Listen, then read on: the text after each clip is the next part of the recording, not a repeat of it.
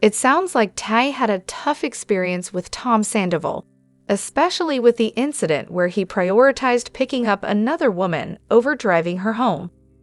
That kind of behavior can be hurtful and disrespectful in any relationship. Discovering that she wasn't his type and that he was seeking someone different likely added to the disappointment and disillusionment. It's important to recognize that everyone's experiences and expectations in relationships vary. While some people may change and settle down after such situations, others may continue with a different approach. Relationships involve growth and learning, and each person navigates them differently based on their own values and experiences. Hello everyone, welcome back to my channel, Spill Chronicles. It's me, Ramona, here. I hope everyone is having a wonderful day. Keep watching, so let's dive into today's video. However, Ariana is definitely thriving on Love Island. Her hair, makeup, and style have been on point, and she looks absolutely stunning. It's wonderful to see her doing so well and looking so happy. As for Tom, it's quite possible that he watches Love Island now, perhaps out of curiosity or even to keep up with Ariana's success. He might indeed feel some regret or frustration, knowing that he lost someone as amazing as Ariana. Seeing her shine so brightly must be a reminder of what he once had. The old saying, "You don't know what you've got till it's gone," might be hitting home for him now. In any case, it's clear that Ariana is moving forward and flourishing, which is the best outcome for her. Additionally, such a convenient spike in followers over just 7 days reminds me of the saying, "Thou doth protest too much." Interestingly, this surge happened right after her appearance on 2Ts. Now she's accusing Ariana and Katie of buying followers. Shouldn't she be focusing on paying off a couple of mortgages instead of purchasing followers herself?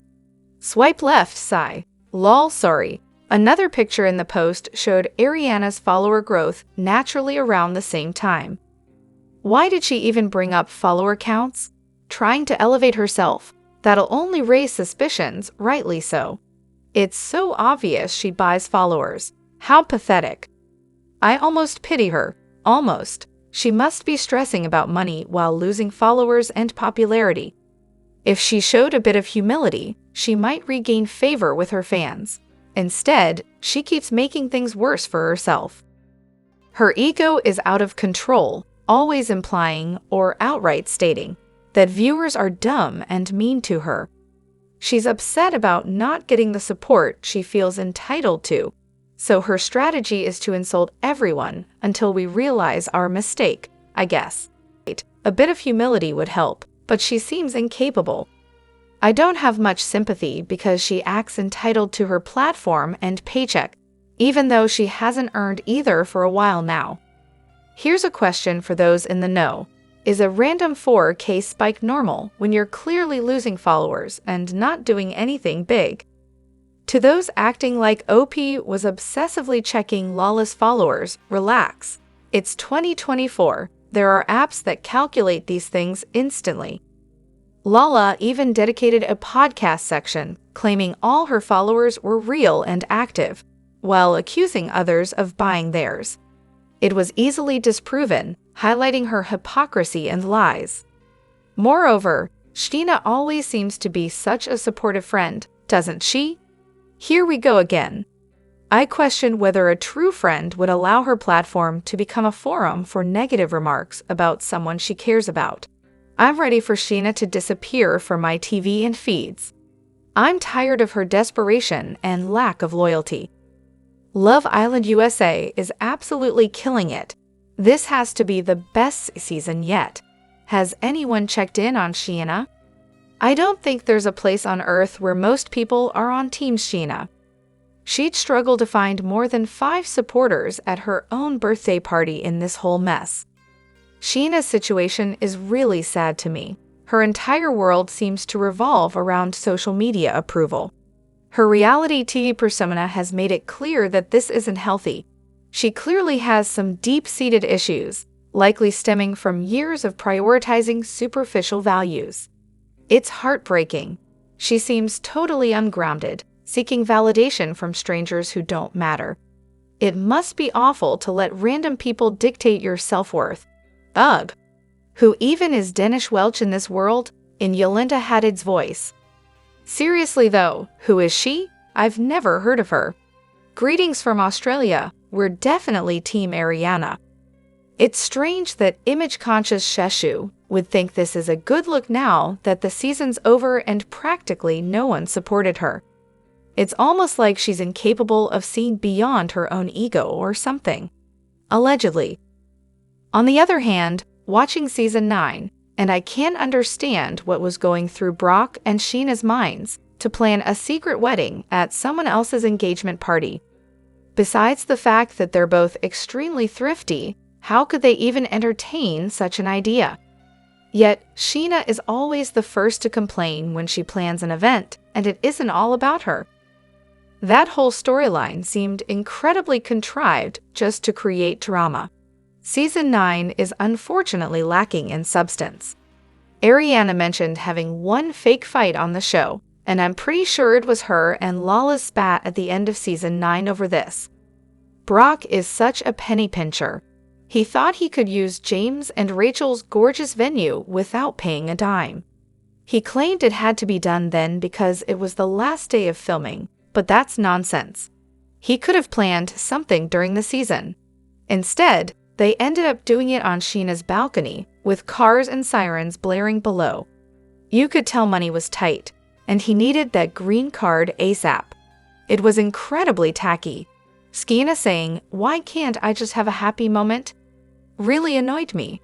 Engagement parties are expensive, and the couple only gets a few chances to celebrate this milestone with their loved ones.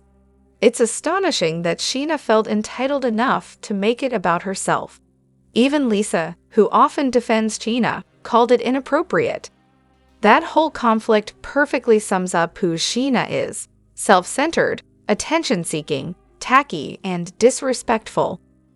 They seem to think they could leech off the event James and Rachel poured thousands into just because Brock is cheap.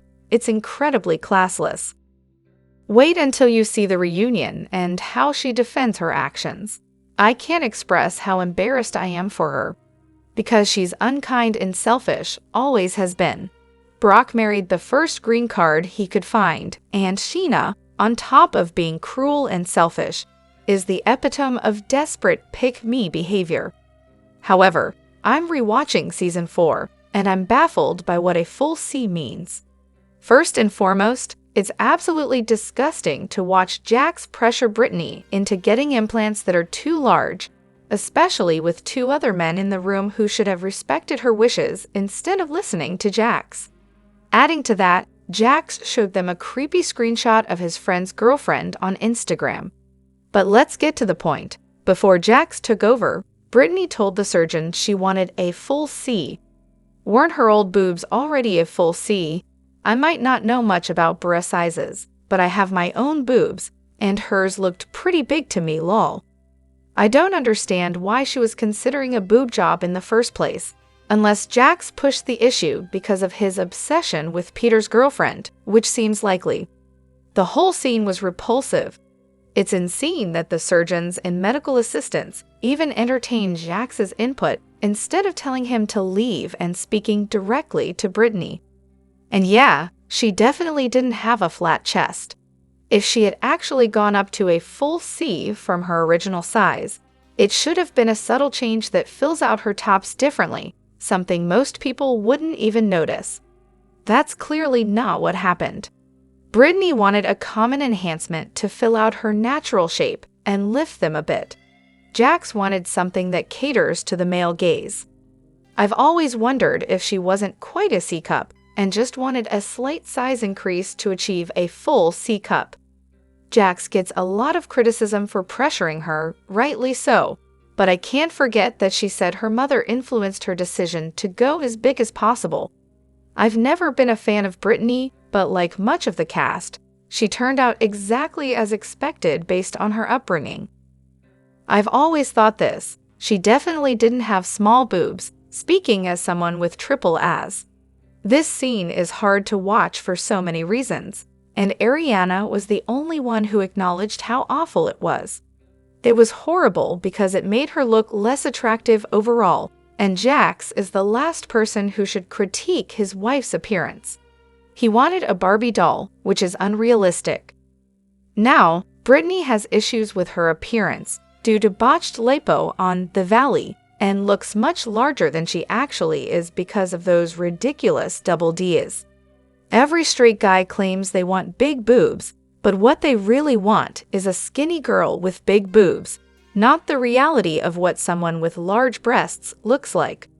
Additionally, let's stir the pot. Do I think Scheana and Tom have ever hooked up? No, but on my rewatch, I'm on Season 7, Episode 15. I noticed she's wearing a tiny lightning bolt necklace. This was around the time they opened TomTom, shortly after their Daily Mail party. Do I think it's just a coincidence? Absolutely, but I love stirring the pot and entertaining conspiracies. Share yours below. They don't even have to be about Sandoval. It reminds me of that Sex and the City episode where Samantha dates Thor the trainer, who shaves a lightning bolt into her, and she loves it until she sees another woman with the same design in the steam room. That's a deep reference, and I love it, lol. But seriously, Scheana did keep the kiss with Schwartz under wraps until recently, and her excuse was flimsy, so I don't buy that she rejected further advances. She was shady for keeping it from Katie. She and Sandoval are very close, so it wouldn't be surprising if something similar happened with him. In the last season, Scheana mentioned that every guy in the group had made some kind of pass at her, specifically noting Sandoval had flirted with her before. Scheana has always been possessive about hookups and ex-flings. Scheana's the type who might think her barista is flirting just because they said, "Have a good day." What if the lightning bolt necklace is like a symbol he gives to his mistresses around town? Like the pineapple for swingers, people recognize each other and know they're cool with sleeping around behind their significant others' backs. I think she punched Rachel because she was upset she wasn't chosen to be the other woman, whether it was the first time or not. It's frustrating how Scheana admitted to being suspicious of Tim and Rachel when they started turning off their locations, yet she never told Ariana. They were friends with benefits. Both admitted they had someone around for when they were single. But when were these two ever single? I don't think either had a break between partners. So I've been thinking for a while that they're FWBs. Moreover, I'd love to see a VPR spinoff featuring Katie, Ariana, Dana, and their group of friends. It would be refreshing to watch them embark on new journeys together, supporting each other with genuine friendships and goals beyond fame. VPR can be so toxic with the way the women tear each other apart. Side characters like James could add spice to the mix.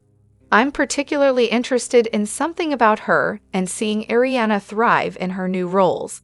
LFU and Scheana are just too messy to watch, and the Toms could go off into Bravo oblivion together.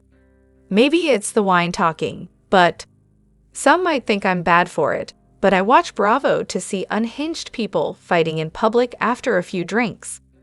So if you're against women tearing each other apart, are you okay with a man who spits at and physically confronts women?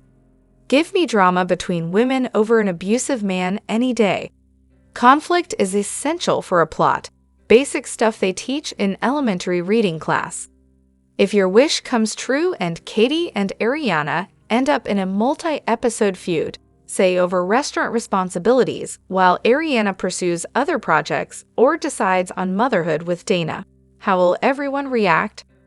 Will they be cool with it if it turns into a storyline about petty accusations and misunderstandings? Some people want something like The Hills, but remember, that show was mainly about women disliking each other for trivial reasons. Will that vibe be okay with everyone? Drop your thoughts in the comment section below. Do you agree or disagree? Don't forget to like, subscribe, and hit the notification bell for more updates. Your opinions matter, and I will see you in the next video. Thank you.